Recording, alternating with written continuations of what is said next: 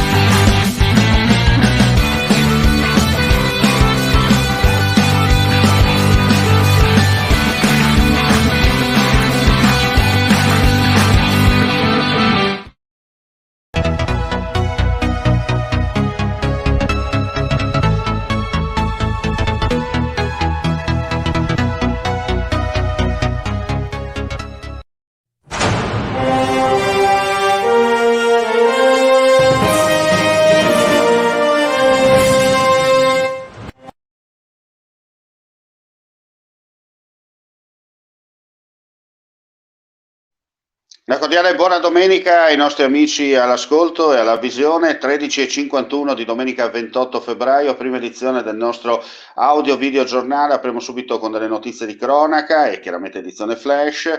3 persone sono rimaste ferite questa mattina intorno alle 12 lungo la ex strada provinciale 55 in comune di Treppo Grande per uno scontro frontale.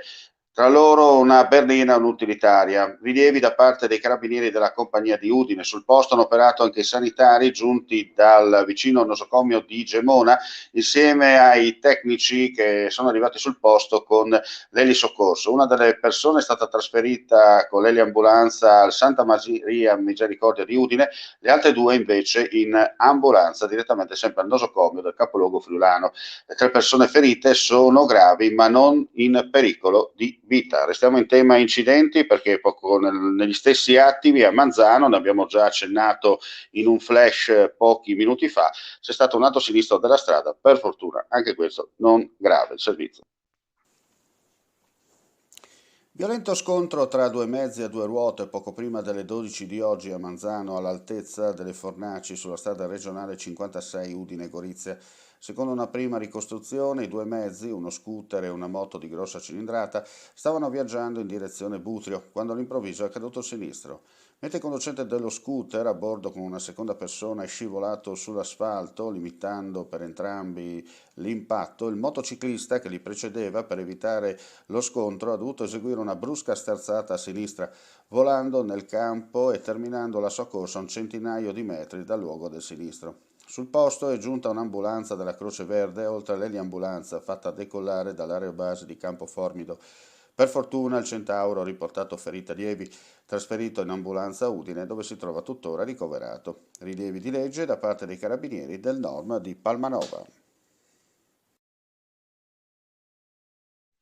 Fuoriuscita questa notte a Dopicina, nel pieno centro della cittadina del comune di Trieste, dove un'autovettura si è cappottata. Sul posto hanno operato i vigili del fuoco del locale di staccamento insieme alla polizia locale e alle volanti per la viabilità. Il conducente, da solo all'interno dell'auto, è uscito autonomamente del mezzo ed è stato trasferito all'ospedale di Catinara per normali accertamenti.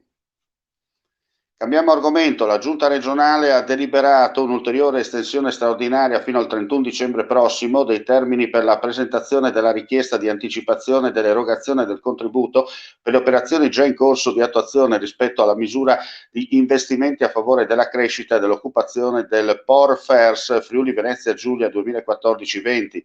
Tale provvedimento, che arriva dopo il primo già concesso il 31 dicembre scorso, è stato proposto dall'assessore regionale alle finanze Barbara Zilli. Si tratta, precisa l'assessore, di una scelta doverosa a vantaggio delle aziende che ora possono chiedere le anticipazioni dei fondi POR-FERS prima della rendicontazione per tutto il 2021. Nell'arco di una settimana abbiamo rilevato un significativo incremento dei contagi, fenomeno questo che ci deve portare a esaminare con attenzione l'andamento della curva e di conseguenza valutare con attenzione quali decisioni prendere per governare il fenomeno. Lo ha affermato il vice governatore con delega alla salute del Friuli Venezia Giulia, Riccardo Riccardi, ieri sera al termine della riunione con la task force che settimanalmente fa il punto della situazione sull'andamento dei contagi in Friuli Venezia Giulia. Domani mattina alle 10 in via del Pozzo, sede di Confartigianato Udine, sarà presentata la 30ª indagine congiunturale sull'artigianato. Frutto di oltre 600 interviste realizzate tra gennaio e febbraio, il rapporto mette a fuoco gli effetti della pandemia sulle imprese artigiane, gettando uno sguardo oltre il 2020, alle prospettive a breve e medio termine. Interverranno l'assessore regionale alle attività produttive, Sergio Emidio Bini, il presidente di Confartigianato Udine, nonché regionale, Graziano Tilatti, e il responsabile degli uffici studi dell'associazione, Nicola Serio. E non ci sono altre notizie per quanto riguarda questa edizione del nostro audio-video giornale. Ringraziandovi come sempre per la visione all'ascolto, vediamo appuntamento questa sera per gli altri aggiornamenti. Buona domenica a tutti.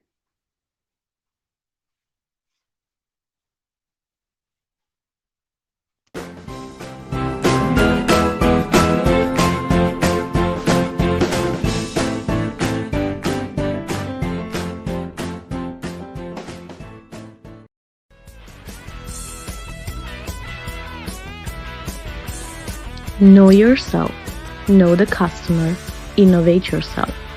Web portal dedicated to Friuli Venezia Giulia with 4 video news events and 2 live streams with connected guests. Sections dedicated to the customer.